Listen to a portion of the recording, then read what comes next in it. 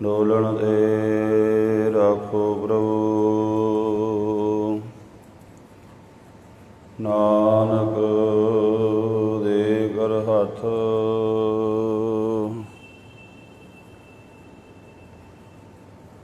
ਅਗਮ ਅਗੋਚਰ ਸੱਚ ਸਾਹਿਬ ਮੇਰਾ। ਨਾਨਕ ਬੋਲੇ ਬੁਲਾਇਆ ਤੇਰਾ।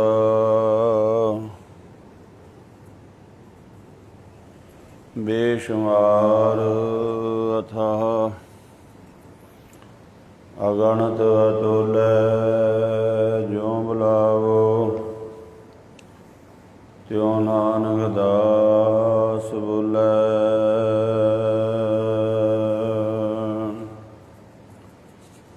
ਸਤਨਾਮ ਸ੍ਰੀ ਵਾਹਿਗੁਰੂ ਜੀ। ਆਸਾ ਤਨ ਰੈਨੀ ਮਨ ਪੁਨਰਪ ਕਰਹੁ। ਪਾਂਚੋ ਤਤ ਬਰਾਤੀ ਆਰਾਮ ਰਾਏ ਸਿਉ ਭਾਵਰ ਲੈਉ। ਆਤਮ ਤੇ ਰੰਗ ਰਾਤੀ ਗਾਓ ਗਾਉਰੀ ਦੁਲਹਣੀ ਮੰਗਲ ਚਾਰਾ। ਮੇਰੇ ਗ੍ਰਹਿ ਆਏ ਰਾਜਾ ਰਾਮ ਪਧਾਰਾ ਰਹਾਉ। ਨਾਵ ਕਮਲ ਮੈਂ ਬੇਦੀ ਰਚ ਲੈ ਬ੍ਰਹਮ ਗਿਆਨ ਉਚਾਰਾ। ਰਾਮ ਰਾਏ ਸੋ ਦੁਲਹੁ ਪਾਇਓ ਅਸ ਬੜ ਭਾਗ ਹਮਾਰਾ। ਸੁਰ ਨਰ ਮਨ ਜਨ ਕੇ ਕੌਤਕ ਆਏ ਕੋਟ ਤੇ 30 ਉਜਾਨਾ। ਕਹਿ ਕਬੀਰ ਮੋਏ ਵਿਆਹੇ ਚਲੇ ਹੈ ਪੁਰਖ ਏਕ ਭਗਵਾਨਾ। ਸੁਰ ਨਰ ਮਨ ਜਨ ਕੌਤਕ ਆਏ ਕੋਟ ਤੇ 30 ਉਜਾਨਾ। ਕਹਿ ਕਬੀਰ ਮੋਏ ਵਿਆਹੇ ਚਲੇ ਹੈ ਪੁਰਖ ਏਕ ਭਗਵਾਨਾ। ਵਾਹਿਗੁਰੂ ਜੀ ਕਾ ਖਾਲਸਾ ਵਾਹਿਗੁਰੂ ਜੀ ਕੀ ਫਤਿਹ। ਪਰਮ ਸਤਿਕਾਰਯੋਗ ਸਤਿਗੁਰੂ ਜੀ ਦੀ ਸਾਜੀ ਨਿਵਾਜੀ। ਗੁਰੂ ਰੂਪ ਗੁਰੂ ਖਾਲਸਾ ਸਤ ਸੰਗਤ ਜੀਓ। ਸਤਿਗੁਰੂ ਜੀ ਦੀ ਪਾਵਨ ਬਾਣੀ ਦੀ ਪਾਵਨ ਕਥਾ ਜੋ ਲੜੀਵਾਰ ਆਪਾਂ ਨੂੰ ਪ੍ਰਾਪਤ ਹੋ ਰਹੀ ਹੈ। ਜਿਹਦੇ ਤਹਿਤ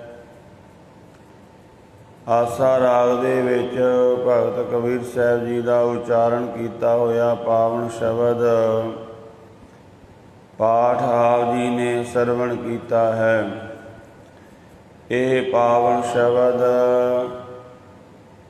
ਸ਼੍ਰੀ ਗੁਰੂ ਗ੍ਰੰਥ ਸਾਹਿਬ ਮਹਾਰਾਜ ਜੀ ਦੇ ਪਾਵਨ ਅੰਗ 482 ਅੰਗ ਤੇ ਸੁਭਾਏਮਾਨ ਹੈ, ਵਿਰਾਜਮਾਨ ਹੈ। ਇਸ ਪਾਵਨ ਸ਼ਬਦ ਦੇ ਵਿੱਚ ਭਗਤ ਕਬੀਰ ਸਾਹਿਬ ਜੀ ਜੋ ਉਪਦੇਸ਼ ਕਰ ਰਹੇ ਹਨ, ਵਿਆਹ ਦੇ ਅਲੰਕਾਰ ਦੁਆਰਾ ਉਪਦੇਸ਼ ਕੀਤਾ ਹੈ।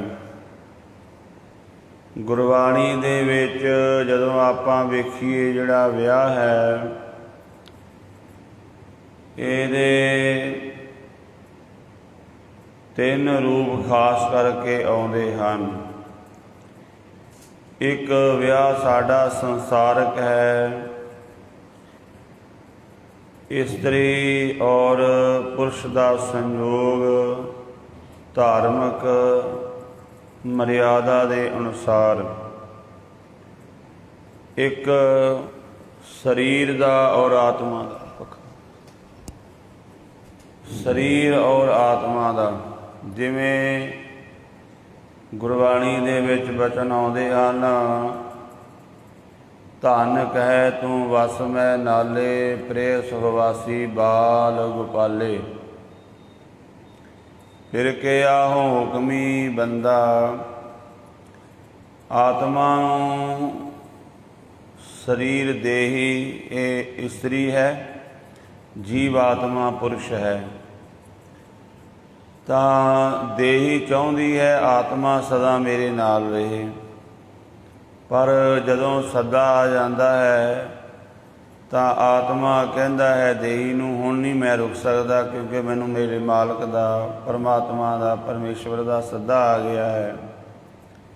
ਧਨ ਬਿਨੋ ਕਰੈ ਦੋ ਕਰ ਜੋਰੇ, ਫਿਰੇ ਪ੍ਰਦੇਸ ਵਸੋ ਘਰ ਵਸੋ ਮੇਰੇ। ਜਿਹੜੀ ਆ ਦੇਹੀ ਹੈ ਇਹ ਕਹਿੰਦੀ ਹੈ, ਹੇ ਪਤੀ, ਹੇ ਜੀਵ ਆਤਮਾ, ਤੂੰ ਸਦਾ ਮੇਰੇ ਘਰ ਵਿੱਚ ਵਸ। ਪਰ ਆਤਮਾ ਜਿਹੜਾ ਹੈ ਉਹ ਵਾਹਿਗੁਰੂ ਦੇ ਹੁਕਮ ਦੇ ਵਿੱਚ ਸਰੀਰ ਵਿੱਚ ਆਉਂਦਾ ਹੈ, ਹੁਕਮ ਦੇ ਵਿੱਚ ਹੀ ਸਰੀਰ ਨੂੰ ਛੱਡ ਕੇ ਚਲਾ ਜਾਂਦਾ ਹੈ। ਭਾਵੇਂ ਦੇਹੀ ਕਿੰਨੀਆਂ ਵੀ ਮਿੰਨਤਾਂ ਕਰੇ, ਆਤਮਾ ਔਰ ਦੇਹੀ ਦਾ ਜਿਹੜਾ ਇਹ ਸੰਜੋਗ ਕੁਦਰਤ ਵੱਲੋਂ ਹੈ, ਵਾਹਿਗੁਰੂ ਵੱਲੋਂ ਹੈ। ਇਹ ਵੀ ਇੱਕ ਵਿਆਹ ਦੀ ਤਰ੍ਹਾਂ ਹੈ। ਤੀਸਰਾ ਜਿਹੜਾ ਰੂਪ ਹੈ, ਜਦੋਂ ਕੋਈ ਨਾਮ ਦਾ ਅਭਿਆਸੀ ਨਾਮ ਜਪਦਾ ਹੈ, ਸਿਮਰਨ ਕਰਦਾ ਹੈ, ਆਤਮਾ ਇਸਤਰੀ ਹੈ, ਪਰਮਾਤਮਾ ਪਤੀ ਹੈ, ਆਤਮਾ ਦਾ ਪਰਮਾਤਮਾ ਨਾਲ ਮੇਲ ਹੋ ਜਾਂਦਾ ਹੈ।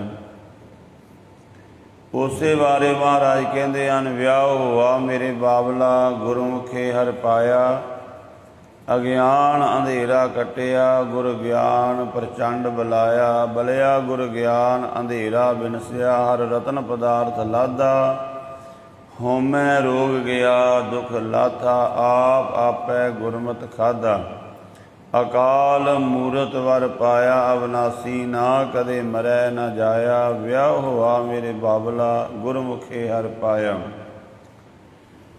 ਗੁਰੂ ਦੀ ਕਿਰਪਾ ਦੇ ਨਾਲ ਅੰਦਰੋਂ ਅਗਿਆਨ ਅਵਿਦਿਆ ਇਹ ਹਨੇਰਾ ਨਾਸ ਹੋ ਗਿਆ ਹੈ, ਔਰ ਗੁਰਮੁਖ ਪਰਮਾਤਮਾ ਵਾਹਿਗੁਰੂ ਦਾ ਮਿਲਾਪ ਹੋਇਆ ਹੈ। ਧੰਨ ਗੁਰੂ ਰਾਮਦਾਸ ਮਹਾਰਾਜ ਜੀ, ਜੋ ਆਪਾਂ ਜਦੋਂ ਆਨੰਦ ਕਾਰਜ ਹੁੰਦੇ ਨੇ, 4 ਲਾਵਾਂ ਦਾ ਪਾਠ ਕਰਦੇ ਹਾਂ, ਉਹਦੇ ਵਿੱਚ ਮਹਾਰਾਜ ਜੀ ਨੇ ਜੀਵ ਆਤਮਾ ਦਾ ਔਰ ਪਰਮਾਤਮਾ ਦਾ ਵਿਆਹ ਦੱਸਿਆ। ਉਹ ਸਾਰਾ ਹਰ ਪਹਿਲੜੀ ਲਾਭ ਪ੍ਰਵਿਰਤੀ ਕਰਮ ਦ੍ਰਿੜਾਇਆ, ਬਲਰਾਮ ਜੀਓ ਬਾਣੀ ਬ੍ਰਹਮਾ ਵੇਦ ਧਰਮ ਦ੍ਰਿੜੋ ਪਾਪ ਤਜਾਇਆ, ਬਲਰਾਮ ਜੀਓ। ਪਹਿਲੀ ਅਵਸਥਾ ਉਹਦੇ ਵਿੱਚ ਕੀ ਹੁੰਦਾ ਹੈ? ਹਰ ਪਹਿਲੜੀ ਲਾਭ ਪ੍ਰਵਿਰਤੀ,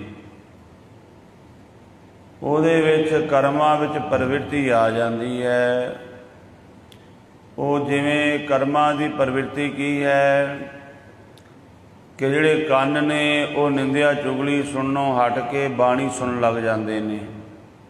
ਕਰਮ ਪ੍ਰਵਿਰਤ ਹੋ ਗਿਆ ਨਾ, ਸਰੀਰ ਦਾ, ਦੇਹੀ ਦਾ ਸਾਰਾ ਕਰਮ ਪ੍ਰਵਿਰਤ ਹੋ ਜਾਂਦਾ ਹੈ, ਔਰ ਬੜੀ ਦ੍ਰਿੜਤਾ ਦੇ ਨਾਲ।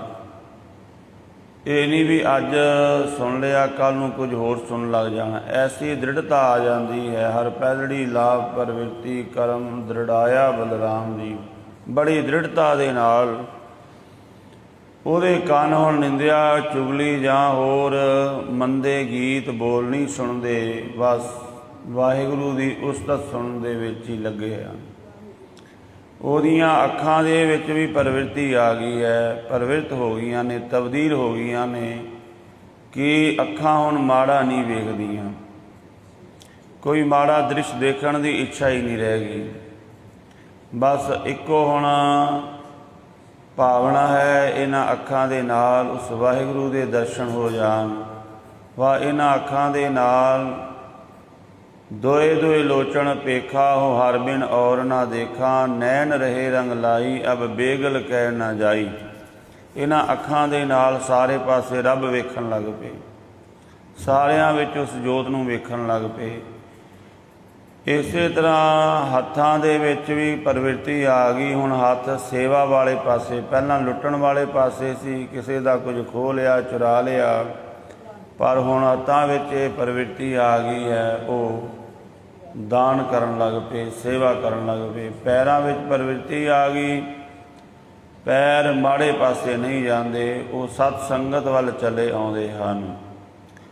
ਤਾਂ ਇਸ ਤਰ੍ਹਾਂ ਇਹ ਸਾਰੀ ਪਹਿਲੀ ਅਵਸਥਾ ਇਹ ਹੈ, ਜਦੋਂ ਕੋਈ ਸ਼ਬਦ ਦੇ ਵਿੱਚ ਕਿਸੇ ਨੂੰ ਸਿੱਧੀ ਮਿਲ ਗਈ, ਉਹਦੀ ਪਹਿਲੀ ਨਿਸ਼ਾਨੀ ਇਹ ਹੈ, ਉਹਦੇ ਸਾਰੇ ਇੰਦਰੇ ਕੰਟਰੋਲ ਵਿੱਚ ਆ ਜਾਂਦੇ ਨੇ, ਉਹਦੀ ਰਸਨਾ ਵੀ ਕੰਟਰੋਲ ਵਿੱਚ ਆ ਜਾਂਦੀ ਹੈ, ਆਪਾਂ ਕਿਉਂ ਐਵੇਂ ਬਿਨਾਂ ਮਤਲਬ ਤੋਂ ਖਾਈ ਜਾਂਦੇ ਆ, ਪੀਵੀ ਜਾਂਦੇ ਆ? ਕਿਉਂਕਿ ਸਾਡੀ ਰਸਨਾ ਕੰਟਰੋਲ ਵਿੱਚ ਨਹੀਂ ਹੈ। ਕਹਿੰਦੇ ਚਲੋ ਭਾਵੇਂ ਕੁਝ ਖਾਧਾ, ਰੱਜਿਆ ਹੋਇਆ, ਸਾਹਮਣੇ ਪਦਾਰਥ ਵੇਖ ਲਿਆ, ਕਹਿੰਦੇ ਚਲੋ ਥੋੜ੍ਹਾ ਜਿਹਾ ਸਵਾਦ ਲੈ ਹੀ ਲਈਏ। ਪਰ ਜਿਹਦੇ ਅੰਦਰ ਸ਼ਬਦ ਦੀ ਕਿਰਿਆ ਵਰਤ ਗਈ ਹੈ, ਸ਼ਬਦ ਕੰਮ ਕਰਨ ਲੱਗ ਪਿਆ ਹੈ, ਉਹ ਨਹੀਂ ਐਸਾ। ਉਹ ਲੋੜ ਦੇ ਮੁਤਾਬਕ ਹੀ ਲਵੇਗਾ, ਵਰਨਾ ਉਹ ਨਹੀਂ। ਇਸ ਤਰ੍ਹਾਂ ਇਹ ਸਾਰੇ ਇੰਦਰੀਆਂ ਵਿੱਚ ਪ੍ਰਵਿਰਤੀ ਆ ਜਾਂਦੀ। ਉੱਥੇ ਮਹਾਰਾਜ ਨੇ ਉਹ 4 ਲਾਵਾਂ ਦੇ ਵਿੱਚ ਚੌਥੀ ਲਾਮ ਦੇ ਵਿੱਚ ਰੱਬ ਨਾਲ ਮਿਲਾਪ ਹੈ। 3 ਲਾਵਾਂ ਦੇ ਵਿੱਚ ਉਹ ਪ੍ਰਵਿਰਤੀ ਦੱਸੀ ਹੈ ਵੀ ਪਹਿਲੀ ਅਵਸਥਾ ਕੀ ਹੈ, ਦੂਜੀ ਅਵਸਥਾ ਕੀ ਹੈ। ਹਰ ਦੂਜੜੀ ਲਾਭ ਮਨ ਚਾਉ ਭਇਆ, ਬਹਿ ਰਾਗੀਆ ਬਲਰਾਮ ਜੀਓ। ਸੰਤ ਜਨਾ ਹਰ ਮੇਲ, ਹਰ ਪਾਇਆ ਵਡਭਾਗੀਆ ਬਲਰਾਮ ਜੀਓ। ਫਿਰ ਦੂਜੀ ਅਵਸਥਾ ਜਦੋਂ ਕਿਸੇ ਦੀ ਬਣਦੀ ਹੈ, ਉਹਨੂੰ ਰੱਬ ਦੇ ਪਿਆਰੇ ਮਿਲਣ ਲੱਗ ਜਾਂਦੇ ਨੇ, ਬੜੇ ਬੜੇ ਨਾਮ ਦੀ ਕਮਾਈ ਵਾਲੇ। ਇਸੇ ਤਰ੍ਹਾਂ ਤੀਜੜੀ ਲਾਮ ਦੇ ਵਿੱਚ ਵੀ ਮਹਾਰਾਜ ਉਹ ਅਵਸਥਾ ਦੱਸਦੇ ਨੇ। ਚੌਥੀ ਲਾਮ ਦੇ ਵਿੱਚ ਰੱਬ ਦਾ ਮਿਲਾਪ ਦੱਸਿਆ ਹੈ। ਇੱਥੇ ਭਗਤ ਕਬੀਰ ਸਾਹਿਬ ਜੀ ਬਿਲਕੁਲ ਵਿਆਹ ਦਾ ਅਲੰਕਾਰ ਵਰਤ ਕੇ ਜੀਵ ਆਤਮਾ ਦਾ ਪਰਮਾਤਮਾ ਨਾਲ ਮਿਲਾਪ ਹੁੰਦਾ ਉਹ ਬਿਆਨ ਕੀਤਾ ਹੈ। ਰਹਾਉ ਦਾ ਬੰਦ ਹੈ, ਗਾਓ ਗਾਓ ਰੀ ਦੁਲਹਣੀ ਮੰਗਲ ਚਾਰਾ, ਮੇਰੇ ਗ੍ਰਹਿ ਆਏ ਰਾਜਾ ਰਾਮ ਪਧਾਰਾ। ਦੁਲਹਨ ਕਹਿੰਦੇ ਨੇ ਨਵੀਂ ਵਿਆਹੀ ਇਸਤਰੀ ਨੂੰ, ਉਹਨੂੰ ਕਹਿੰਦੇ ਦੁਲਹਨ ਹੈ। ਸਾਡੇ ਇਹ ਜਿਹੜੀਆਂ ਸਰੀਰ ਦੀਆਂ ਇੰਦਰੀਆਂ ਨੇ, ਜਦੋਂ ਭਗਤੀ ਦਾ ਰੰਗ ਲੱਗਾ ਤੇ ਇਹ ਨਵੀਆਂ ਹੋ ਜਾਂਦੀਆਂ ਨੇ, ਨਵੀਂ ਦੁਲਹਨ ਦੀ ਤਰ੍ਹਾਂ ਇਹ ਸੱਜ ਜਾਂਦੀਆਂ ਨੇ। ਭਾਵ ਇਹਨਾਂ ਵਿੱਚ ਨਵਾਂਪਨ ਆ ਜਾਂਦਾ ਹੈ। ਅੱਖਾਂ ਉਹੀ ਨੇ ਪਰ ਨਵੀਨਤਾ ਆ ਗਈ ਹੈ ਕਿ ਇਹ ਅੱਖਾਂ ਰੱਬ ਵੇਖਣ ਲੱਗ ਪਈਆਂ ਸਾਰੇ ਪਾਸੇ। ਇਹ ਕੰਨ, ਇਹ ਰਸਨਾ, ਇਹ ਨਾਸਕਾ, ਇਹ ਸਰੀਰ ਦੀ ਚਮੜੀ, ਵਾ ਸਾਰੇ ਇੰਦਰੀ ਹੀ ਇਹ ਦੁਲਹਨਾਂ ਦੀ ਤਰ੍ਹਾਂ ਸੱਜ ਜਾਂਦੇ ਨੇ, ਨਵੀਨਤਾ ਆ ਜਾਂਦੀ ਬਿਲਕੁਲ। ਤੋ ਗੁਰਮੁਖ ਆਪਣੇ ਇਸ ਸਰੀਰ ਨਾਲ ਗੱਲ ਕਰਦਾ ਹੈ। ਆਨੰਦ ਸਾਹਿਬ ਦੀ ਬਾਣੀ ਤੁਸੀਂ ਪੜ੍ਹਦੇ ਹੋ ਨਾ, ਉੱਥੇ ਕੀ ਆਖਿਆ ਹੈ? ਇਹ ਸਰੀਰਾ ਮੇਰਿਆ, ਹਰ ਤੁਮ ਮੈਂ ਜੋਤ ਰੱਖੀ, ਤਾਂ ਤੂੰ ਜਗ ਮੈਂ ਆਇਆ। ਇਹ ਸਰੀਰਾ ਮੇਰਿਆ ਹੀ ਜਗ ਮੈਂ ਆਏ, ਕਹਿ ਕਿਆ ਤੁਧ ਕਰਮ ਕਮਾਇਆ। ਇਹ ਨੇਤਰੋ ਮੇਰਿਓ, ਇਸੇ ਤਰ੍ਹਾਂ ਇਹ ਰਸਨਾ ਤੂੰ ਅਨਰਸ ਰਾਜ ਰਹੀ। ਗੱਲ ਕੀਤੀ ਨਾ ਮਹਾਰਾਜ ਨੇ। ਤੋ ਸ਼ਬਦ ਦੀ ਕਮਾਈ ਦੁਆਰਾ ਇੰਨੇ ਨੇੜੇ ਆ ਗਿਆ ਆਪਣੇ ਸਰੀਰ ਦੇ ਇੰਦਰੀਆਂ ਨੂੰ। ਕਹਿੰਦਾ ਹੋਰ ਹਿੰਮਤ ਕਰੋ, ਸਾਰੇ ਰੱਬ ਦੇ ਹੀ ਗੁਣ ਗਾਓ। ਇੰਨਾ ਨੇੜੇ ਸਰੀਰ ਦੇ ਆ ਜਾਂਦਾ, ਭਾਵ ਸਰੀਰ ਉਹਦੇ ਵੱਸ ਵਿੱਚ ਹੋ ਜਾਂਦਾ ਹੈ, ਸਰੀਰ ਦੇ ਇੰਦਰੀ ਵੱਸ ਵਿੱਚ ਹੋ ਜਾਂਦੇ ਨੇ। ਅਤੇ ਜਿਹੜਾ ਚੀਜ਼ ਆਪਣੇ ਵੱਸ ਵਿੱਚ ਆਪਾਂ ਉਹਨੂੰ ਕੰਮ ਕਰਨ ਵਿੱਚ ਲਾਉਂਦੇ ਹਾਂ। ਜਿਹੜਾ ਬੰਦਾ ਆਪਣਾ ਕਹਿਣਾ ਨਾ ਮੰਨੇ, ਆਪਾਂ ਉਹਨੂੰ ਨਹੀਂ ਕਵਾਂਗੇ। ਜਿਹੜਾ ਕਹਿਣਾ ਮੰਨੇ ਉਹਨੂੰ ਵੀ ਆਖਾਂਗੇ ਨਾ। ਤਾਂ ਇਸੇ ਤਰ੍ਹਾਂ ਆਪਣੇ ਸਰੀਰ ਦੇ ਸਾਰੇ ਇੰਦਰੀਆਂ ਨੂੰ ਗੁਰਮੁਖ ਕਹਿੰਦਾ ਤੁਸੀਂ ਹੁਣ ਬਸ ਰੱਬ ਦੀ ਹੀ ਗੱਲ ਕਰੋ, ਪਰਮਾਤਮਾ ਦੇ ਹੀ ਗੁਣ ਗਾਓ। ਆਓ ਭਗਤ ਕਬੀਰ ਸਾਹਿਬ ਜੀ ਫਰਮਾਨ ਕਰ ਰਹੇ ਨੇ।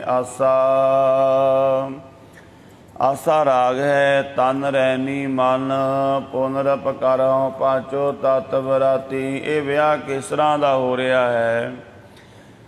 ਆਪਣੇ ਸਰੀਰ ਨੂੰ ਹੀ ਮੱਟੀ ਬਣਾ ਕੇ ਇਹਦੇ ਵਿੱਚ ਮਨ ਨੂੰ ਦੈਵੀ ਗੁਣਾਂ ਦੇ ਰੰਗ ਵਿੱਚ ਰੰਗ ਲਿਆ ਹੈ।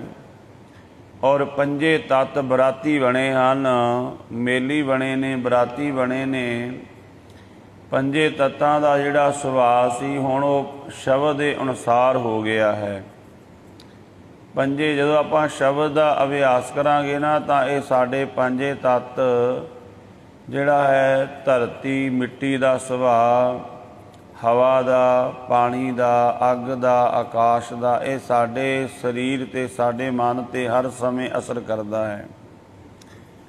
ਤੁਸੀਂ ਕਦੇ ਆਪਣੇ ਸਰੀਰ ਦੇ ਨੇੜੇ ਹੋ ਕੇ ਵੇਖੋ, ਕਦੇ ਸਾਡਾ ਸਰੀਰ ਹਵਾ ਦੀ ਤਰ੍ਹਾਂ ਹਲਕਾ ਹੋ ਜਾਂਦਾ ਬਿਲਕੁਲ,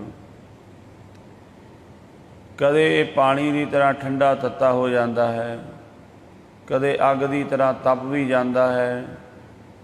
ਆਪਣੇ ਆਪ ਹੀ ਬਿਨਾਂ ਕੁਝ ਕੀਤਿਆਂ ਹੀ, ਤੁਸੀਂ ਨਾ ਕੁਝ ਬੋਲੋ ਨਾ ਕੁਝ ਕਰੋ, ਤਾਂ ਵੀ ਇਹ ਸਰੀਰ ਦੀ ਪ੍ਰਕਿਰਿਆ 24 ਘੰਟੇ ਵਿੱਚ ਦੇਖਣਾ ਪੰਜੇ ਤੱਤ ਸਾਡੇ 'ਤੇ ਕੰਮ ਕਰਦੇ ਹਨ। ਐਟੋਮੈਟਿਕ ਉਹਨਾਂ ਦਾ ਜਿਹੜਾ ਹੈ, ਜਿਵੇਂ ਟਾਈਮ ਪੀਸ ਦੇ ਵਿੱਚ ਸੂਈ ਚੱਲਦੀ ਨਾ, ਵੀ 1 ਘੰਟਾ ਹੋ ਗਿਆ, 2 ਘੰਟੇ ਹੋ ਗਏ, ਉਹ ਸਮਾਂ ਦੱਸੀ ਜਾਂਦਾ ਹੈ। ਸੂਈ ਚੱਲੀ ਜਾਂਦੀ ਹੈ, ਕਦੇ 1 'ਤੇ, ਕਦੇ 2 'ਤੇ, ਕਦੇ 3 'ਤੇ। ਇਸੇ ਤਰ੍ਹਾਂ ਉਹ ਸਾਡੇ ਸਰੀਰ ਦੇ ਅੰਦਰ ਉਹ ਸੂਈ ਚੱਲੀ ਜਾਂਦੀ ਹੈ। ਸਾਰੇ ਜਿਹੜੇ ਤੱਤ ਨੇ ਇਹ ਸ਼ਬਦ ਦੇ ਕੰਟਰੋਲ ਵਿੱਚ ਰਹਿ ਸਕਦੇ ਨੇ, ਤਾਂ ਹੀ ਸਾਨੂੰ ਬਿਮਾਰੀਆਂ ਲੱਗਦੀਆਂ ਨੇ। ਹਰਕ ਸੋਗ ਇਤਿਆਦਿਕ ਸਾਰਾ ਕੁਝ ਇਹਨਾਂ ਦੇ ਕਰਕੇ ਹੀ ਹੈ, ਕਿਉਂਕਿ ਕੰਟਰੋਲ ਤੋਂ ਬਾਹਰ ਹੋਏ ਪਏ ਹਨ। ਕੰਟਰੋਲ ਇਹਨਾਂ ਨੂੰ ਕਰ ਸਕਦਾ ਹੈ ਕੇਵਲ ਸ਼ਬਦ, ਕਿਉਂਕਿ ਸਾਰਾ ਕੁਝ ਸ਼ਬਦ ਤੋਂ ਬਣਿਆ ਹੈ। ਆਪਾਂ ਇਹਨਾਂ ਨੂੰ ਹੋਰ ਤਰ੍ਹਾਂ ਵਸ ਕਰਨਾ ਚਾਹੁੰਦੇ ਹਾਂ ਜਾਂ ਹੋਰ ਤਰ੍ਹਾਂ ਤ੍ਰਿਪਤ ਕਰਨਾ ਚਾਹੁੰਦੇ ਹਾਂ, ਇਹ ਨਹੀਂ ਹੋਣਗੇ। ਇਹਨਾਂ ਨੂੰ ਕੇਵਲ ਇੱਕੋ ਸ਼ਕਤੀ ਕੰਟਰੋਲ ਕਰ ਸਕਦੀ ਹੈ, ਉਹ ਹੈ ਗੁਰੂ ਦਾ ਸ਼ਬਦ, ਬਾਣੀ, ਕਿਉਂਕਿ ਸਾਰਾ ਕੁਝ ਸ਼ਬਦ ਤੋਂ ਬਣਿਆ ਹੈ। ਤੋ ਭਗਤ ਕਬੀਰ ਸਾਹਿਬ ਜੀ ਫਰਮਾਨ ਕਰਦੇ ਨੇ, ਕਹਿੰਦੇ ਜਦੋਂ ਸ਼ਬਦ ਦਾ ਅਭਿਆਸ ਕੀਤਾ, ਇਹ ਪੰਜੇ ਤੱਤ ਹੁਣ ਸਾਡੇ ਕੰਟਰੋਲ ਵਿੱਚ ਹੋ ਗਏ ਨੇ, ਸਾਡਾ ਕਹਿਣਾ ਮੰਨਣ ਲੱਗ ਪਏ ਨੇ। ਜਿਵੇਂ ਬਰਾਤ ਜਾ ਰਹੀ ਹੋਵੇ ਅਤੇ ਜਿਹੜਾ ਸਰਦਾਰ ਅੱਗੇ ਹੁੰਦਾ ਮੁਖੀ, ਉਹ ਜਿਵੇਂ ਬਰਾਤ ਨੂੰ ਕਹਿ ਦਿੰਦਾ, ਬਰਾਤ ਉਵੇਂ ਹੀ ਕਰਦੀ ਹੈ, ਉਹਦੇ ਕੰਟਰੋਲ ਵਿੱਚ ਹੁੰਦੀ ਹੈ। ਇਸੇ ਤਰ੍ਹਾਂ ਇਹ ਜਿਹੜੇ ਪੰਜੇ ਤੱਤ ਇਹ ਬਿਲਕੁਲ ਨਾਲ ਮਿਲ ਕੇ ਚੱਲਦੇ ਹਨ। ਔਰ ਭਗਤ ਕਬੀਰ ਸਾਹਿਬ ਜੀ ਫਰਮਾਨ ਕਰਦੇ ਨੇ, ਰਾਮ ਰਾਏ ਸੋ ਭਾਵਰ ਲੈਓ ਆਤਮ ਤੇ ਰੰਗ ਰਾਤੀ। ਰਾਮ ਰਾਏ ਵਾਹਿਗੁਰੂ ਨਿਰੰਕਾਰ ਦੇ ਨਾਲ ਮੈਂ ਭਾਵਰ ਕਹਿੰਦੇ ਨੇ ਫੇਰੇ ਲੈਣੇ, ਲਾਵਾਂ ਲੈਣੀਆਂ। ਕਹਿੰਦੇ ਉਸ ਵਾਹਿਗੁਰੂ ਦੇ ਨਾਲ ਮੈਂ ਲਾਵਾਂ ਲਈਆਂ ਨੇ। ਉਹ ਕਿਹੜੀਆਂ ਲਾਵਾਂ ਨੇ? ਆਤਮ ਤੇ ਰੰਗ ਰਾਤੀ, ਮੇਰਾ ਮਨ ਉਹਦੇ ਰੰਗ ਵਿੱਚ ਰੱਤਾ ਗਿਆ ਹੈ, ਇਹ ਲਾਵਾਂ ਨੇ। ਜਿਵੇਂ ਬਾਹਰੀ ਤਲ 'ਤੇ ਲਾਵਾਂ ਲੀਆਂ ਜਾਂਦੀਆਂ ਨੇ, ਉਹਦਾ ਭਾਵ ਕੀ ਹੁੰਦਾ ਹੈ ਕਿ ਮੈਂ ਆਪਣਾ ਸਾਰਾ ਕੁਝ ਤੁਹਾਨੂੰ ਸਮਰਪਿਤ ਕਰ ਦਿੱਤਾ ਹੈ। ਗੁਰਬਾਣੀ ਵਿੱਚ ਬਚਨ ਆਉਂਦਾ ਹੈ ਨਾ, ਜਦੋਂ ਆਪਾਂ ਆਨੰਦ ਕਾਰਜ ਹੁੰਦੇ ਨੇ, ਇਹ ਸ਼ਬਦ ਪੜ੍ਹਿਆ ਜਾਂਦਾ ਹੈ ਆਨੰਦ ਕਾਰਜਾਂ ਦੀ ਰੰਭਤਾ 'ਤੇ ਕਿ ਉਸਤਤ ਨਿੰਦਾ ਨਾਨਕ ਜੀ ਮੈਂ ਹਮ ਵਜਾਈ ਛੋੜਿਆ ਆਪ ਕੀ ਤਿਆਗੀ। ਹੱਬੇ ਸਾ ਕੁੜਾਵੇ ਡਿੱਠੇ ਤੋ ਪੱਲੇ ਤੈਂਡੇ ਲਾਗੀ। ਇਹ ਆਤਮਾ ਕਹਿ ਰਹੀ ਹੈ। ਸ਼ਬਦ ਭਾਵੇਂ ਆਪਾਂ ਇਹ ਆਨੰਦ ਕਾਰਜਾਂ ਦੇ ਸਮੇਂ ਪੜ੍ਹਦੇ ਹਾਂ, ਪਰ ਇਹ ਆਤਮਾ ਦੀ ਪਰਮਾਤਮਾ ਨਾਲ ਗੱਲ ਹੋ ਰਹੀ ਹੈ। ਉਸਤਤ ਨਿੰਦਾ ਨਾਨਕ ਜੀ ਮੈਂ ਹੱਬ ਵਜਾਈ ਛੋੜਿਆ, ਹੱਬ ਕੀ ਤਿਆਗੀ, ਸਾਰਾ ਕੁਝ ਹੀ ਛੱਡ ਦਿੱਤਾ। ਹੱਬੇ ਸਾਖ ਕੁੜਾਵੇ ਜਿੱਠੇ, ਜਿੰਨੇ ਵੀ ਦੁਨੀਆ ਦੇ ਸਾਖ ਸੰਬੰਧ ਰਿਸ਼ਤੇ ਨੇ ਸਭ ਝੂਠੇ ਨੇ। ਤੋ ਪੱਲੇ ਤੈਂਡੇ ਲਾਗੀ। ਤਾਂ ਹੀ ਆਤਮਾ ਬਾਣੀ ਨਾਲ ਜੁੜਦੀ ਸ਼ਬਦ ਨਾਲ। ਜਦੋਂ ਤੱਕ ਆਪਾਂ ਇਹਨਾਂ ਨੂੰ ਸੱਚ ਮੰਨ ਲਵਾਂਗੇ, ਉਦੋਂ ਤੱਕ ਰੱਬ ਦਾ ਲੜ ਨਹੀਂ ਪਕੜ ਸਕਾਂਗੇ। ਤੋ ਭਗਤ ਕਬੀਰ ਸਾਹਿਬ ਜੀ ਫਰਮਾਨ ਕਰਦੇ ਨੇ ਇਸ ਤਰ੍ਹਾਂ, ਰਾਮ ਰਾਏ ਵਾਹਿਗੁਰੂ ਦੇ ਨਾਲ ਮੈਂ ਲਾਵਾਂ ਲੈ ਲਈਆਂ ਨੇ, ਭਾਵ ਮੇਰਾ ਮਨ ਉਹਦੀ ਭਗਤੀ ਦੇ ਰੰਗ ਵਿੱਚ ਰੰਗਿਆ ਗਿਆ। ਗਾਓ ਗਾਓ ਰੀ ਦੁਲਹਣੀ ਮੰਗਲ ਚਾਰਾ। ਅਤੇ ਐਸਾ ਗੁਰਮੁਖ ਫਿਰ ਆਪਣੇ ਸਰੀਰ ਦੇ ਇੰਦਰੀਆਂ ਨੂੰ ਸਾਰਿਆਂ ਨੂੰ ਕਹਿੰਦਾ ਕਿ ਹੇ ਦੁਲਹਣੋ, ਭਾਵ ਹੈ ਮੇਰੀ ਇੰਦਰੀਓ, ਤੁਸੀਂ ਵਾਹਿਗੁਰੂ ਦੇ ਮੰਗਲ ਗਾਓ। ਦੇਖੋ ਸਾਰਾ ਸਰੀਰ ਰੋਮ ਰੋਮ ਗੁਰਮੁਖ ਦਾ ਰੱਬ ਦਾ ਨਾਮ ਜਪਣ ਲੱਗ ਜਾਂਦਾ ਹੈ। ਗੁਰਮੁਖ ਰੋਮ ਰੋਮ ਹਰ ਧਿਆਵੈ। ਆਪਾਂ ਤੇ ਰਸਨਾ ਦੁਆਰਾ ਵੀ ਜਪਣਾ ਔਖਾ ਹੁੰਦਾ ਹੈ, ਉਹਨਾਂ ਦਾ ਸਰੀਰ ਦਾ ਰੋਮ ਰੋਮ ਨਾਮ ਜਪਣ ਲੱਗ ਜਾਂਦਾ। ਇੰਨੀ ਕਮਾਈ, ਇੰਨਾ ਅਭਿਆਸ ਹੁੰਦਾ ਹੈ। ਮੇਰੇ ਗ੍ਰਹਿ ਆਏ ਰਾਜਾ ਰਾਮ ਪਧਾਰਾ। ਮੇਰੇ ਹਿਰਦੇ ਘਰ ਦੇ ਵਿੱਚ ਮੇਰਾ ਪਤੀ ਮਾਲਕ ਵਾਹਿਗੁਰੂ ਰਾਮ ਜਿਹੜਾ ਪਰਮੇਸ਼ਵਰ ਹੈ ਉਹ ਆ ਗਿਆ ਹੈ, ਭਾਵ ਪ੍ਰਗਟ ਹੋਇਆ ਹੈ। ਰਹਾਓ ਨਾਵ ਕਮਲ ਮੈਂ ਬੇਦੀ ਰਚ ਲੈ ਬ੍ਰਹਮ ਗਿਆਨ ਉਚਾਰਾ। ਅਤੇ ਜਿਵੇਂ ਵਿਆਹ ਹੁੰਦਾ ਹੈ, ਭਗਤ ਕਬੀਰ ਸਾਹਿਬ ਜੀ ਉਸ ਸਮੇਂ ਦਾ ਹਵਾਲਾ ਦਿੰਦੇ ਨੇ। ਉਦੋਂ ਜਿਵੇਂ ਬੇਦੀ ਰਚੀ, ਅੱਜ ਵੀ ਹਿੰਦੂਆਂ ਦੇ ਵਿੱਚ ਬੇਦੀ ਰਚੀ ਜਾਂਦੀ ਹੈ। ਬੇਦੀ ਚੌਰਸ ਜਗ੍ਹਾ ਜਿੱਥੇ ਹਵਨ ਕੀਤਾ ਜਾਂਦਾ, ਸਮੱਗਰੀ ਪਾ ਕੇ ਉਹਦੇ ਦੁਆਰੇ ਜਿਹੜੇ ਹਿੰਦੂਆਂ ਬੀਬੀ ਜਦੋਂ ਵਿਆਹ ਹੁੰਦਾ ਤਾਂ ਉਹ ਫੇਰੇ ਲੈਂਦੀਆਂ ਹਨ। ਭਗਤ ਕਬੀਰ ਸਾਹਿਬ ਜੀ ਕਹਿੰਦੇ ਅਸੀਂ ਆਪਣੀ ਜਿਹੜੀ ਨਾਭੀ ਹੈ ਇਹਨੂੰ ਬੇਦੀ ਬਣਾ ਲਿਆ ਹੈ, ਕਿਉਂਕਿ ਜਿਹੜਾ ਸਾਡੀ ਨਾਭੀ ਹੈ ਨਾ, ਸਾਰੀ ਕਲਾ ਅਸਲ ਵਿੱਚ ਇੱਥੇ ਛੁਪੀ ਹੋਈ ਹੈ। ਨਾਭੀ ਇਹਨੂੰ ਧੁਨੀ ਕਿਹਾ ਗਿਆ। ਧੁਨੀ ਵੀ ਤਾਂ ਕਿਹਾ ਕਿਉਂਕਿ ਇੱਥੋਂ ਧੁਨ ਸਾਰੀ ਇੱਥੋਂ ਪੈਦਾ ਹੋ ਰਹੀ ਹੈ। ਸ਼ਬਦ ਦੇ ਅਭਿਆਸ ਦੁਆਰਾ ਇੱਥੇ ਪਹੁੰਚਣਾ ਹੈ। ਬਸ ਸਾਡਾ ਅਭਿਆਸ ਦੇ ਗਲੇ ਤੱਕ ਰਹਿ ਜਾਂਦਾ ਹੈ, ਉੱਪਰ ਥੱਲੇ ਜਾਂਦਾ ਹੀ ਨਹੀਂ ਹੈ। 4 ਤਰ੍ਹਾਂ ਦਾ ਅਭਿਆਸ ਹੈ ਗੁਰਮੁਖੋ। ਇਹਨੂੰ ਮਹਾਂਪੁਰਸ਼ਾਂ ਨੇ, ਵਿਦਵਾਨਾਂ ਨੇ ਇਸ ਤਰ੍ਹਾਂ ਆਖਿਆ ਹੈ। ਪਹਿਲਾ ਅਭਿਆਸ ਹੈ ਬੈਖਰੀ ਬਾਣੀ ਦਾ। ਇਹ ਵੀ ਜ਼ਰੂਰੀ ਹੈ। ਬੈਖਰੀ ਭਾਵ ਜਿਹੜੀ ਵਿਖਰ ਜਾਵੇ, ਖੰਡਿਤ ਹੋ ਜਾਵੇ, ਖਿੱਲਰ ਜਾਵੇ, ਉਹ ਹੈ ਰਸਨਾ। ਆਪਾਂ ਜੋ ਬੋਲਦੇ ਹਾਂ ਇਹ ਹਵਾ ਵਿੱਚ ਮੂੰਹ ਕਾ ਕਿਹਾ ਵਾਓ, ਜੋ ਬੋਲਦੇ ਹਾਂ ਹਵਾ ਵਿੱਚ ਵਿਖਰ ਜਾਂਦਾ ਹੈ। ਪਰ ਜੇਕਰ ਇਹ ਜੋ ਆਪਾਂ ਬੋਲ ਰਹੇ ਹਾਂ ਵਾਹਿਗੁਰੂ ਵਾਹਿਗੁਰੂ ਜਾਂ ਕਿਸੇ ਸ਼ਬਦ ਦਾ ਅਭਿਆਸ ਕਰ ਰਹੇ ਹਾਂ, ਉਹਨੂੰ ਸਾਡਾ ਮਨ ਸੁਣੇ, ਤਾਂ ਫਿਰ ਉਹ ਦੂਜਾ ਅਭਿਆਸ ਕਿੱਥੇ ਚਲਾ ਜਾਂਦਾ ਹੈ? ਬੈਖਰੀ ਤੋਂ ਬਾਅਦ ਮੱਧਮਾ ਦੇ ਵਿੱਚ। ਮੱਧਮਾ ਹੈ ਗਲੇ ਦੇ ਵਿੱਚ।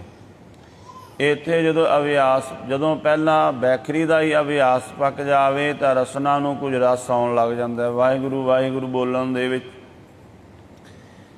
ਔਰ ਇਹ ਨਿਰੰਤਰ ਅਭਿਆਸ ਕਰਨਾ ਪੈਂਦਾ ਹੈ। ਜੇ ਆਪਾਂ 2-4 ਦਿਨ 10-20 ਦਿਨ ਮਹੀਨਾ ਕਰ ਲਈਏ, ਆਖੀ ਗੱਲ ਬਣ ਜੇ ਨਹੀਂ। ਦੇਖੋ ਬੱਚਾ 1 ਸਾਲ ਪੂਰਾ ਸਕੂਲ ਜਾਂਦਾ ਹੈ ਤਾਂ ਜਾ ਕੇ ਉਹਦੀ ਕਲਾਸ ਚੇਂਜ ਹੁੰਦੀ ਹੈ। ਉਹ ਵੀ ਕੋਈ ਇਹ ਨਹੀਂ ਵੀ 1 ਸਾਲ ਬਾਅਦ ਉਹ 10ਵੀਂ ਦਾ ਜਾ ਕੇ ਵਿਦਿਆਰਥੀ ਬਣ ਜਾਂਦਾ। 1 ਸਾਲ ਜਾਣ ਤੋਂ ਬਾਅਦ ਜੇ ਪੂਰੇ ਧਿਆਨ ਨਾਲ ਪੜ੍ਹੇ ਤਾਂ ਫਿਰ ਦੂਜੀ ਕਲਾਸ ਅਗਲੀ ਮਿਲਦੀ ਹੈ। ਕਈ ਫੇਲ ਵੀ ਹੋ ਜਾਂਦੇ ਨੇ, ਨਹੀਂ ਪੜ੍ਹਦੇ ਧਿਆਨ ਦੇ ਨਾਲ। ਇਸੇ ਤਰ੍ਹਾਂ ਅਭਿਆਸ ਬੱਚਾ ਵੇਖੋ 5-6 ਘੰਟੇ ਸਕੂਲ ਜਾਂਦਾ ਹੈ, ਘਰ ਵੀ ਪੜ੍ਹਦਾ ਤਾਂ ਜਾ ਕੇ ਕਲਾਸ ਚੇਂਜ ਹੁੰਦੀ ਹੈ। ਆਪਾਂ 15 ਮਿੰਟ ਵੀ ਨਹੀਂ ਲਾਉਂਦੇ ਤੇ ਕਹਿੰਦੇ ਕਲਾਸ ਅਗਲੀ ਮਿਲ ਜਾਵੇ। ਅਭਿਆਸ ਦੇ ਵਿੱਚ 10 ਮਿੰਟ ਵੀ ਨਹੀਂ ਲਾ ਕੇ ਰਾਜੀ ਤੇ ਕਹਿੰਦੇ ਕਲਾਸ ਅਗਲੀ ਮਿਲ ਜਾਵੇ।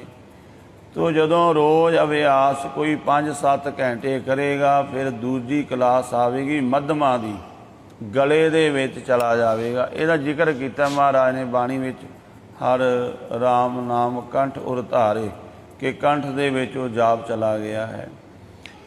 ਤੀਸਰਾ ਜਿਹੜਾ ਅਭਿਆਸ ਕੋਈ ਲਗਾਤਾਰ ਇਹ ਕਰੀ ਜਾਵੇ। ਤੀਸਰਾ ਹੈ ਪਸੰਤੀ ਬਾਣੀ। ਹਿਰਦੇ ਵਿੱਚ ਚਲਾ ਗਿਆ, ਉਹਨੂੰ ਵੀ ਆਖਿਆ ਹੈ ਹਿਰਦੈ ਨਾਮ ਸਾਇਓ, ਘਰ ਬੈਠੇ ਗੁਰੂ ਤੇ ਆਇਓ। ਹਿਰਦੇ ਦੇ ਵਿੱਚ ਜਦੋਂ ਇੱਥੇ ਚਲਾ ਗਿਆ, ਸੀਨੇ ਦੇ ਵਿੱਚ ਅਭਿਆਸ, ਇਹਦਾ ਰਸ ਹੋਰ ਵੱਧ ਜਾਂਦਾ ਹੈ।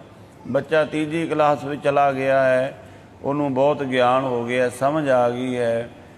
ਚੌਥਾ ਹੈ ਪਰਾ ਬਾਣੀ ਦਾ ਅਭਿਆਸ। ਉਹ ਜਦੋਂ ਕੋਈ ਅਭਿਆਸ ਕਰਦਾ ਹੈ ਤੇ ਨਾਭੀ ਖੁੱਲ੍ਹ ਜਾਂਦੀ ਹੈ, ਇੱਥੇ ਨਾਭੀ 'ਤੇ ਅਭਿਆਸ ਚਲਾ ਜਾਂਦਾ। ਉਹ ਧੁਨ ਪ੍ਰਗਟ ਹੋ ਜਾਂਦੀ ਹੈ ਜਿੱਥੇ ਅਸੀਂ ਜਾਣਾ, ਜੋ ਸਾਰੇ ਬ੍ਰਹਿਮੰਡ ਵਿੱਚ ਚੱਲ ਰਹੀ ਹੈ ਧੁਨ। ਇੱਕ ਰਸਮਈ ਕੀਰਤਨ ਹੋ ਰਿਹਾ ਹਰ ਸਮੇਂ, ਵਾਹਿਗੁਰੂ ਦੇ ਨਾਮ ਦਾ ਅਨਾਹਦ ਨਾਦ ਵੱਜ ਰਿਹਾ ਹੈ। ਉੱਥੇ ਜਾ ਕੇ ਫਿਰ ਕੁਝ ਕਰਨ ਦੀ ਲੋੜ ਨਹੀਂ, ਇੱਕ ਵਾਰੀ ਉੱਥੇ ਪਹੁੰਚਣਾ ਹੈ। ਬਸ ਪਹੁੰਚਦਿਆਂ ਹੀ ਉੱਥੇ ਉਹ ਰਸ ਦੀ ਪ੍ਰਾਪਤੀ ਹੈ। ਜਿਵੇਂ ਤੁਸੀਂ ਪਹਾੜਾਂ ਵੱਲ ਪਾਸੇ ਸੈਰ ਕਰਨ ਜਾਓ ਤੇ ਉੱਥੋਂ ਠੰਡੀ ਹਵਾ ਆਉਣ ਲੱਗ ਜਾਂਦੀ ਹੈ, ਪਰ ਜਦੋਂ ਪਹਾੜਾਂ 'ਤੇ ਪਹੁੰਚ ਗਏ ਫਿਰ ਕੁਝ ਕਰਨ ਦੀ ਲੋੜ ਨਹੀਂ, ਉੱਥੇ ਠੰਡ ਹੀ ਠੰਡ ਹੈ। ਇਸੇ ਤਰ੍ਹਾਂ ਜਦੋਂ ਆਪਾਂ ਪਰਾ ਬਾਣੀ ਦਾ ਅਭਿਆਸ ਕਰਦੇ ਹਾਂ, ਪਹਿਲਾਂ ਉਹ ਸੰਕੇਤ ਮਿਲਦੇ ਨੇ, ਪਰ ਜਦੋਂ ਉੱਥੇ ਅਭਿਆਸ ਉੱਥੇ ਵੀ ਕਰਨਾ ਪੈਂਦਾ ਹੈ। ਉੱਥੇ ਪਹੁੰਚ ਕੇ ਫਿਰ ਜਦੋਂ ਪਹੁੰਚ ਗਏ ਫਿਰ ਕੁਝ ਕਰਨ ਦੀ ਲੋੜ ਨਹੀਂ, ਫਿਰ ਆਪਣੇ ਆਪ ਅਭਿਆਸ ਦੁਆਰਾ ਇੰਨਾ ਅਭਿਆਸ ਹੁੰਦਾ ਉਹ ਚੱਲੀ ਜਾਂਦਾ ਹੈ। ਕਿਉਂਕਿ ਫਿਰ ਬ੍ਰਹਿਮੰਡ ਦੇ ਨਾਲ ਸੰਬੰਧ ਜੁੜ ਜਾਂਦਾ ਹੈ ਨਾ, ਅਤੇ ਬ੍ਰਹਿਮੰਡ ਵਿੱਚ ਹਰ ਸਮੇਂ ਉਹ ਅਨਾਹਦ ਨਾਦ ਵੱਜ ਰਿਹਾ ਹੈ, ਉਹ ਧੁਨ ਹੋ ਰਹੀ ਹੈ ਹਰ ਸਮੇਂ। ਤੋ ਇਸ ਤਰ੍ਹਾਂ ਭਗਤ ਕਬੀਰ ਸਾਹਿਬ ਜੀ ਕਹਿੰਦੇ ਅਸੀਂ ਆਪਣੀ ਨਾਭੀ ਨੂੰ ਹੀ ਬੇਦੀ ਬਣਾ ਲਿਆ ਹੈ। ਜਿਹਦੀ ਪਰਿਕਰਮਾ ਕਰਨੀ ਹੈ, ਧਿਆਨ ਕਿੱਥੇ ਜੁੜਿਆ ਵੀ ਨਾਭੀ 'ਤੇ ਪਹੁੰਚਣਾ ਹੈ। ਨਾਭ ਕਮਲ ਮੈਲ ਨਹੀਂ ਕਹਿੰਦੇ ਦਿਲ। ਜਿੰਨਾ ਵੀ ਅਭਿਆਸ ਕਰਨਾ ਦਿਲ ਲਾ ਕੇ ਕਰਨਾ ਹੈ। ਨਾਭ ਕਮਲ ਮੈਂ ਬੇਦੀ ਰਚ ਲੈ ਬ੍ਰਹਮ ਗਿਆਨ ਉਚਾਰਾ ਕਹੀਏ ਜਿਹੜਾ ਮੰਤਰ ਪੜ੍ਹਦਾ ਹੈ, ਗ੍ਰੰਥੀ ਪੰਡਤ ਜਾਂ ਕੋਈ ਵੀ ਜਿਹੜਾ ਮੰਤਰ ਪੜ੍ਹ ਰਿਹਾ ਵਿਆਹ ਹੁੰਦੇ ਆ, ਇੱਥੇ ਉਚਾਰਨ ਵਾਲਾ ਕੌਣ ਹੈ? ਬ੍ਰਹਮ ਗਿਆਨ। ਉਹ ਜਿਹੜਾ ਹੈ ਉਹ ਸਾਨੂੰ ਰਸ ਦੇਣ ਲੱਗ ਪੈਂਦਾ। ਉੱਥੇ ਬ੍ਰਹਮ ਗਿਆਨ ਦੀਆਂ ਗੱਲਾਂ ਪੈਦਾ ਹੋਣ ਲੱਗ ਜਾਂਦੀਆਂ ਨੇ। ਬ੍ਰਹਮ ਗਿਆਨ ਵਾਲੇ ਉਹ ਸੰਕੇਤ, ਉਹ ਗੁੱਝੇ ਭੇਦ ਪ੍ਰਗਟ ਹੋਣ ਲੱਗ ਜਾਂਦੇ। ਰਾਮ ਰਾਮ ਰਾਮ ਰਾਏ ਸੋ ਦੁਲਹੋ ਪਾਇਓ, ਅਸ ਬੜ ਭਾਗ ਹਮਾਰਾ। ਰਾਮ ਰਾਏ ਵਾਹਿਗੁਰੂ ਪਰਮਾਤਮਾ ਉਹ ਸਾਨੂੰ ਦੁਲਹੇ ਦੇ ਰੂਪ ਦੇ ਵਿੱਚ, ਲਾੜੇ ਦੇ ਰੂਪ ਵਿੱਚ ਪ੍ਰਾਪਤ ਹੋਇਆ ਹੈ। ਸਾਡੇ ਵੱਡੇ ਭਾਗ ਹੋ ਗਏ, ਐਸਾ ਲੜ, ਐਸਾ ਲਾੜਾ, ਐਸਾ ਵਰ ਮਿਲਿਆ ਹੈ। ਜਦੋਂ ਕਿਸੇ ਬੇਟੀ ਨੂੰ ਯੋਗ ਵਰ ਮਿਲ ਜਾਵੇ ਬੜੀ ਖੁਸ਼ ਹੁੰਦੀ ਹੈ ਵੀ ਮੇਰਾ ਪਤੀ ਬਹੁਤ ਪੜ੍ਹਿਆ ਲਿਖਿਆ ਹੈ, ਬਹੁਤ ਵੱਡੀ ਪਦਵੀ ਦਾ ਅਫਸਰ ਹੈ, ਬਹੁਤ ਵੱਡਾ ਗੁਣਾਂ ਦਾ ਮਾਲਕ ਹੈ। ਉਹ ਬੜੀ ਖੁਸ਼ ਹੁੰਦੀ ਹੈ, ਉਹਨੂੰ ਮਾਣ ਵੀ ਹੁੰਦਾ ਹੈ ਕਿ ਮੇਰਾ ਪਤੀ ਜਿਹੜਾ ਬਹੁਤ ਸੁੰਦਰ ਹੈ ਔਰ ਪਦਵੀ ਕਰਕੇ ਵੀ ਸਭ ਨਾਲੋਂ ਅੱਗੇ ਹੈ। ਇਸੇ ਤਰ੍ਹਾਂ ਗੁਰਮੁਖ ਨੂੰ ਜਦੋਂ ਰੱਬ ਮਿਲ ਜਾਂਦਾ ਹੈ ਤੇ ਉਹ ਵੀ ਕਹਿੰਦਾ ਮੇਰੇ ਵੱਡੇ ਭਾਗ ਦੁਨੀਆ ਵਿੱਚੋਂ, ਕਿਉਂਕਿ ਮੈਨੂੰ ਐਸਾ ਵਰ ਵਾਹਿਗੁਰੂ ਪ੍ਰਾਪਤ ਹੋਇਆ ਹੈ। ਸੁਰ ਨਰ ਮੁਨ ਜਨ ਕੌਤਕ ਆਏ, ਕੇ ਕੋਟ ਤੇ 300 ਜਾਨਾ। ਕੀ ਦੇਵਤੇ ਕੀ ਮਨੁੱਖ ਰਿਸ਼ੀ ਮੁਨੀ ਸਾਰੇ ਉਹਦਾ ਸਤਿਕਾਰ ਕਰਦੇ ਨੇ। ਗੁਪਤ ਪ੍ਰਗਟ ਜਿੰਨੇ ਵੀ ਨੇ ਉਹ ਸਾਰੇ, ਜਿਵੇਂ ਦੁਲਹਨ ਸਜੀ ਹੋਵੇ ਤੇ ਜਿੰਨਾ ਵੀ ਮੇਲ ਆਇਆ ਹੁੰਦਾ, ਦੁਲਹਨ ਆਖੇ ਮੈਨੂੰ ਪਾਣੀ ਚਾਹੀਦਾ, ਸਾਰੇ ਭੱਜ ਕੇ ਕਹਿੰਦੇ ਵੀ ਇਹਨੂੰ ਪਾਣੀ ਦਿਓ। ਭਾਵੇਂ ਵੱਡੇ ਨੇ ਛੋਟੇ ਨੇ, ਸਾਰੇ ਉਹਦਾ ਸਤਿਕਾਰ ਕਰਦੇ ਨੇ ਨਾ। ਕਿਉਂ? ਬਈ ਇਹ ਦੁਲਹਨ ਹੈ, ਇਹਦਾ ਵਿਆਹ ਹੋਇਆ, ਇਹਦਾ ਪਤੀ ਅਜੇ ਨਵਾਂ ਵਿਆਹ ਹੋਇਆ ਹੈ, ਸਾਰੇ ਉਹਦਾ ਸਤਿਕਾਰ ਕਰਦੇ ਨੇ। ਇਸੇ ਤਰ੍ਹਾਂ ਜਦੋਂ ਕੋਈ ਰੱਬ ਨਾਲ ਮਿਲ ਜਾਂਦਾ, ਸਾਰੇ ਗੁਪਤ ਪ੍ਰਗਟ ਸਾਰੀਆਂ ਸ਼ਕਤੀਆਂ ਉਹਦੀ ਖੁਸ਼ੀ ਦੇ ਵਿੱਚ ਸ਼ਾਮਲ ਹੁੰਦੀਆਂ ਨੇ, ਉਹਦਾ ਸਤਿਕਾਰ ਹੁੰਦਾ ਹੈ। 33 ਕਰੋੜ ਦੇਵਤੇ ਆਪਣੇ ਭਗਵਾਨਾਂ ਦੇ ਸਾਥ ਆਉਂਦੇ ਹਾਜ਼ਰ ਹੋ ਜਾਂਦੇ ਨੇ। ਭਾਵ ਉਸ ਅਵਸਥਾ ਵਿੱਚ ਅਜਬ ਕੌਤਕ ਤਮਾਸ਼ੇ ਜਿਹੜੇ ਨੇ ਉਹ ਦਿਖਾਈ ਦਿੰਦੇ ਨੇ ਕਿ ਇਸ ਦੁਨੀਆ ਤੋਂ ਪਰਾਂ ਹੋਰ ਬੜਾ ਕੁਝ ਹੋ ਰਿਹਾ ਹੈ। ਭਗਤ ਕਬੀਰ ਸਾਹਿਬ ਕਹਿੰਦੇ, ਕਹਿ ਕਬੀਰ ਮੋਏ ਵਿਆਹੇ ਚਲੇ ਐ ਪੁਰਖ ਏਕ ਭਗਵਾਨਾ। ਤੇ ਭਾਈ ਮੈਨੂੰ ਵਿਆਹ ਕੇ ਲੈ ਚੱਲਿਆ ਵਾਹਿਗੁਰੂ ਨਿਰੰਕਾਰ। ਭਾਵ ਮੇਰੀ ਬਿਰਤੀ ਹੁਣ ਸੰਸਾਰ ਵਿੱਚ ਨਹੀਂ ਰਹੀ, ਹੁਣ ਮੇਰੀ ਬਿਰਤੀ ਨਿਰੰਕਾਰ ਦੇ ਵਿੱਚ ਲੀਨ ਹੋ ਗਈ। ਮੇਰੀ ਆਤਮਾ ਸੰਸਾਰ ਦੇ ਮੋਹ ਵਿੱਚ ਨਹੀਂ ਰਹੀ। ਜਿਵੇਂ ਲਾੜੀ ਜਾਂ ਦੁਲਹਨ ਜਦੋਂ ਵਿਆਹ ਹੁੰਦਾ ਹੈ ਉਹ ਰਹਿੰਦੀ ਤਾਂ ਸੰਸਾਰ ਵਿੱਚ ਹੀ ਹੈ ਆਪਣੇ, ਪਰ ਪੇਕੇ ਪਿੰਡ ਨੂੰ ਛੱਡ ਕੇ ਸਹੁਰੇ ਘਰ ਚਲੀ ਜਾਂਦੀ, ਰਹਿੰਦੀ ਤਾਂ ਇਸੇ ਦੁਨੀਆ ਵਿੱਚ ਹੀ ਹੈ। ਇਸੇ ਤਰ੍ਹਾਂ ਗੁਰਮੁਖ ਰਹਿੰਦਾ ਇਸ ਦੁਨੀਆ ਵਿੱਚ ਹੀ ਹੈ, ਪਰ ਦੁਨੀਆ ਵਿੱਚ ਰਹਿੰਦਾ ਹੋਇਆ ਉਹ ਆਪਣੇ ਪਤੀ ਪਰਮਾਤਮਾ ਦੇ ਘਰ ਦੇ ਵਿੱਚ ਪਹੁੰਚ ਜਾਂਦਾ ਹੈ, ਵਾਹਿਗੁਰੂ ਨਾਲ ਮਿਲਾਪ ਹੋ ਜਾਂਦਾ ਹੈ। ਇਸ ਤਰ੍ਹਾਂ ਭਗਤ ਕਬੀਰ ਸਾਹਿਬ ਜੀ ਇੱਕ ਵਿਆਹ ਦੇ ਅਲੰਕਾਰ ਦੁਆਰਾ ਵੀ ਸਾਨੂੰ ਰੱਬੀ ਮਿਲਾਪ ਦਾ ਭੇਦ ਦੱਸਿਆ ਕਿ ਇਸ ਤਰ੍ਹਾਂ ਜੀਵ ਪਰਮਾਤਮਾ ਨਾਲ ਮਿਲ ਸਕਦਾ ਹੈ। ਜਿਵੇਂ ਬਾਹਰੀ ਵਿਆਹ ਹੁੰਦਾ ਉਹਦੇ ਤੋਂ ਵੀ ਸਾਨੂੰ ਗੁਣ ਮਿਲਦਾ ਹੈ, ਗੁਣ ਲੈ ਸਕਦੇ ਹਾਂ ਕਿ ਇਸ ਤਰ੍ਹਾਂ ਜੀਵ ਆਤਮਾ ਪਰਮਾਤਮਾ ਵਿੱਚ ਵਿਲੀਨ ਹੁੰਦੀ ਹੈ। ਸਤਿਗੁਰੂ ਜੀ ਦੀ ਬਾਣੀ ਅਗਾਧ ਬੋਧ ਹੈ। ਵਿਚਾਰਾਂ ਕਰਦਿਆਂ ਹੋਈਆਂ ਭੁੱਲਾਂ ਦੀ ਖਿਮਾ ਜੀ। ਵਾਹਿਗੁਰੂ ਜੀ ਕਾ ਖਾਲਸਾ, ਵਾਹਿਗੁਰੂ ਜੀ ਕੀ ਫਤਿਹ। ਵਾਹਿਗੁਰੂ।